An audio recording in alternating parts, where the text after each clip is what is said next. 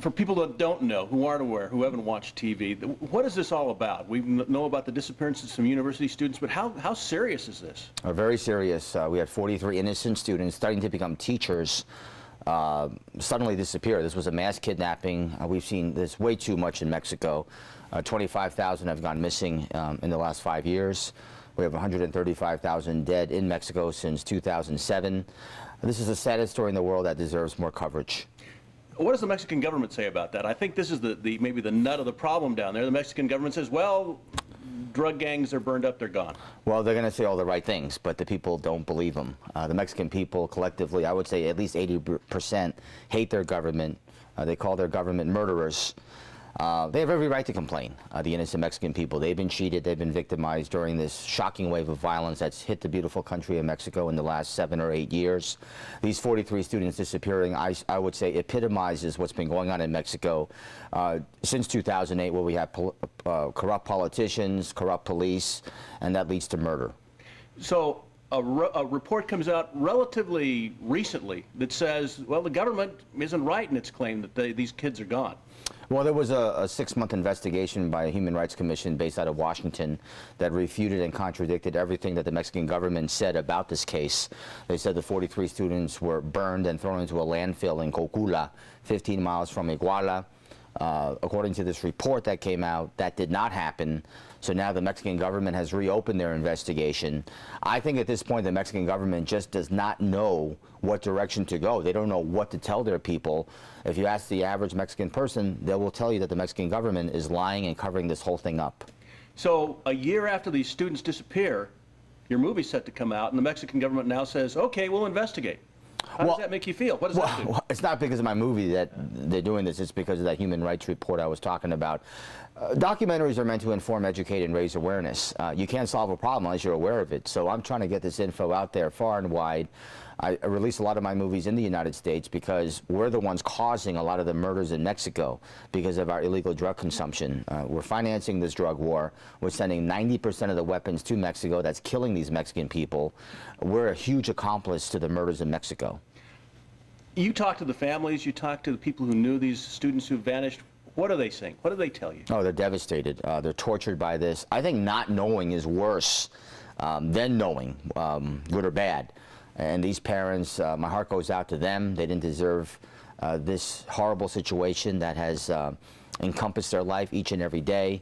Can you imagine losing your son and not knowing where he is? No parent should ever go through that. No parent should ever bury their kid. Hopefully these students are alive. I doubt they're alive. The parents seem to be the only ones who think they're alive. At least they're expressing it that way. I cannot blame them for thinking that. But I would say right now it looks as if their sons were murdered. I hate to say that. So why does Charlie Min get involved in this? My films represent innocent people who have been murdered. My films represent people who need justice in the worst way. Unfortunately, in Mexico, we've had severe injustice in the last 7 years. 95% of the murders in Mexico are not investigated.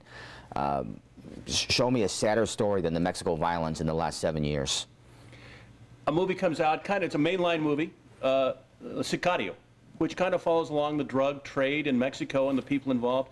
Did you see that movie, and what did you think of it? I did see the film. I think it was somewhat accurate. Of course, it's Hollywood, so they're going to take their dramatic licenses. Boy, did they ever trash Juarez. For about 20 minutes, they absolutely threw Juarez under the bus. The mayor of Juarez, Hector Serrano, is threatening to sue the producers of Sicario because that's not the Juarez of today. I live in El Paso. We border Juarez. Juarez averages 1 murder per day. By the depiction of the film, you think Juarez averages 20 murders a day, and that's not the case. I think this is important that we get the violence in Mexico out into the mainstream to let people understand how bad this truly is and how unfair this drug war is. Again, we're a huge accomplice to the murders in Mexico. Let's switch back to your documentary now.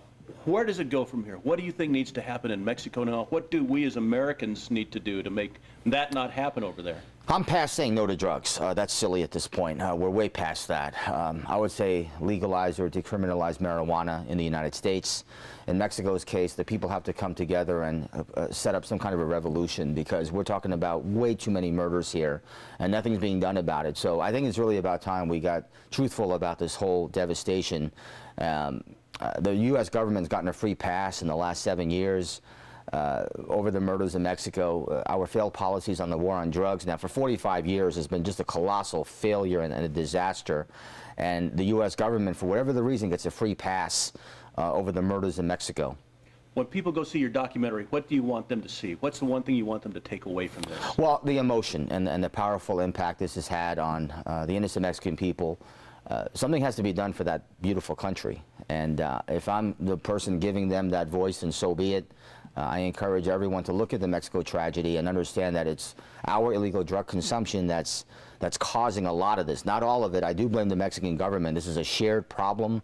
We talk about Plan Merida in the film, where the U.S. government is funding the Mexican Army and the Mexican police, perhaps two of the most corrupt organizations in Mexico.